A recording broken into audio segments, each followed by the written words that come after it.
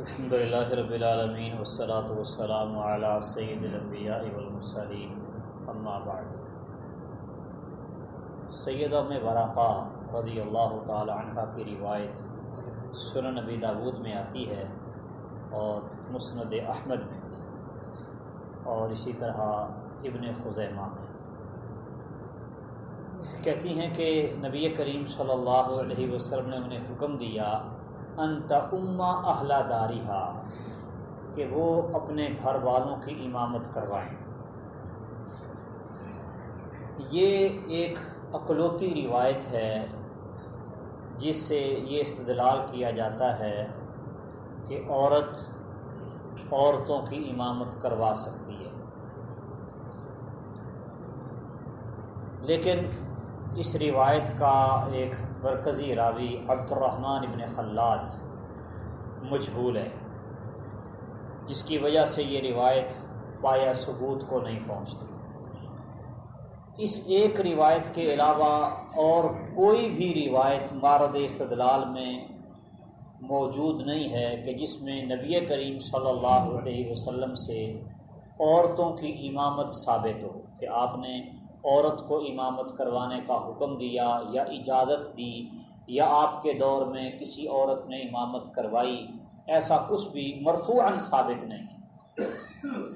اس کے برعکس یہ ضرور موجود ہے کہ نبی کریم صلی اللہ علیہ وسلم کے زمانے میں خاص عورتوں کی امامت کے لیے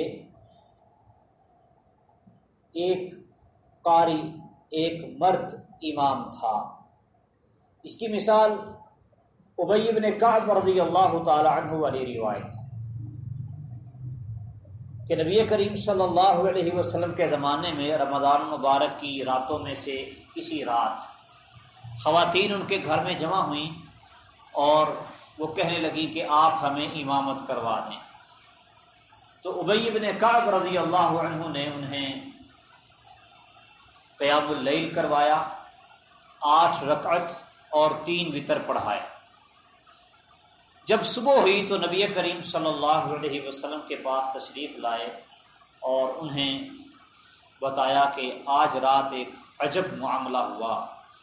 تو آپ نے پوچھا وما ذاک یا ابی، اے ابی وہ کیا ایسا ہوا ہے تیرے ساتھ؟ فرماتے ہیں نسبۃ فی داری، میرے گھر میں عورتیں تھیں، انہوں نے مجھے اس طرح کہا فصلیت بہم 8 رکعات واوترت، تو میں نے انہیں 8 رکعتیں اور وتر پڑھائے۔ تو نبی کریم صلی اللہ علیہ وسلم نے اس پر خاموشی اظہار کر کے رضامندی کا اظہار فرمایا، جس سے معلوم ہوا کہ ایک مرد عورتوں کی امامت کروا سکتا ہے۔ اب یہ واقعہ تو مرفوعاً ثابت ہے نبی صلی اللہ علیہ وسلم کے زمانے میں کہ مرد نے عورتوں کے لیے امامت کروائی، لیکن ایسا رسول اللہ صلی اللہ علیہ وسلم کے زمانے سے آپ کے دور سے یہ ثابت نہیں ہو سکا کہ کوئی عورت عورتوں کی امامت کروائی۔ ہاں موقوفات کچھ ہیں، موقوف روایات ہیں ایسی کہ جن میں یہ ملتا ہے کہ عورت نے عورتوں کی امامت کروائی، یعنی نبی صلی اللہ علیہ وسلم کے زمانے کے بعد، زمانہ وحی کے گزر جانے کے بعد یہ چیز ملتی ہے کہ عورت نے عورتوں کی امامت کروائی صف کے درمیان میں کھڑے ہو کر۔ تو چونکہ دین نبی کریم صلی اللہ علیہ وسلم کی وفات سے پہلے مکمل ہو چکا، اب رسول اللہ صلی اللہ علیہ وسلم کی وفات کے بعد کوئی بھی بڑے سے بڑی شخصیت کوئی بھی عمل کر لے وہ دین کا حصہ نہیں بن سکتی۔ دین صرف وہی ہے جو اللہ رب العالمین نے نازل کیا ہے امام الانبیاء جناب محمد مصطفیٰ صلی اللہ علیہ وسلم پر، قرآن مجید کی شکل میں موجود ہے یا نبی کریم صلی اللہ علیہ وسلم کے فرامین اور آپ کے عمل یا آپ کی خاموشی کی صورت میں ہمیں وہ دین حاصل ہوا ہے۔ اس کے علاوہ اور کوئی چیز دین بننے کی طاقت اور قوت نہیں رکھتی۔ تو جو کام رسول اللہ صلی اللہ علیہ وسلم کے زمانے میں نہیں ہوا اس کام سے احتراز اور اجتناب ہی بہتر ہے۔